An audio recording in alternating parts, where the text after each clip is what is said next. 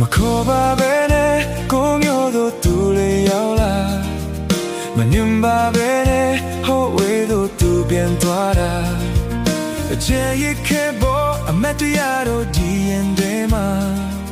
အချင်းရှိတိုင်းကိုဒီရကမျောနေမိတာမင်းမျိုးကိုခေါ်လာရမလားကိုမျိုးကိုမင်းပဲလာမလားခုခုတော့ရွေးစေချင်တယ်